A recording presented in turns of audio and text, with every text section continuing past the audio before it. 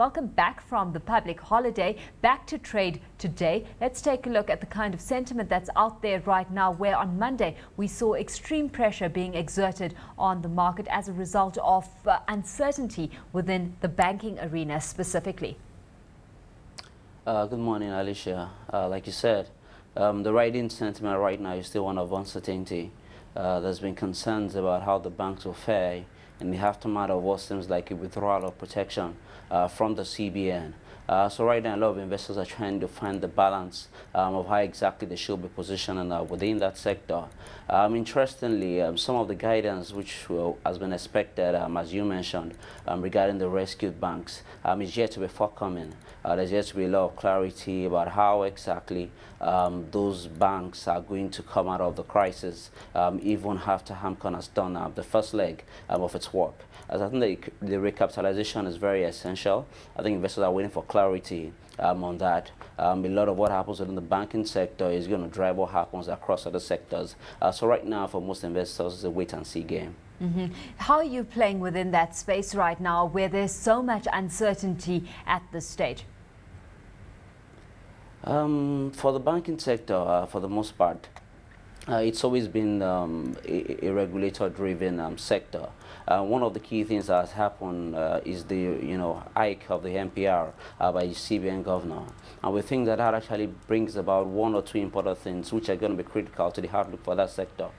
First of all, is the likelihood of a rise in the cost of funds for the sector, as well as the fact that with the CBN not sort of withdrawing its hand, you have each bank having to make its own way within that sector.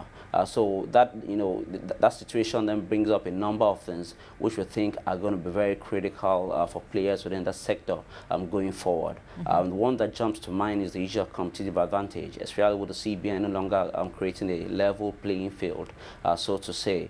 We need to look at banks who will be able to survive on their own within the current operating environment, which still remains quite harsh, as we've said. The second will be the ability to take advantage of lending opportunities that are available within Nigerian economic space.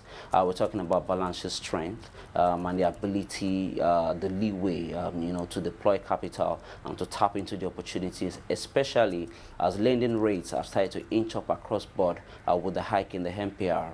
Balance sheet integrity as well is very important, and that's a bit of a softer issue on which individuals or investors will have to make their own calls. But I think just going by track record, there are one or two who have proven to be very to have very solid balance sheets historically.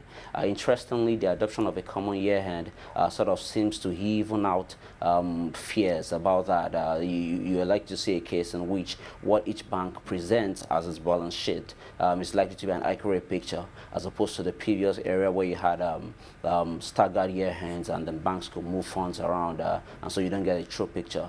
So that's that's being a bit addressed right now. We think that's also going to be very important.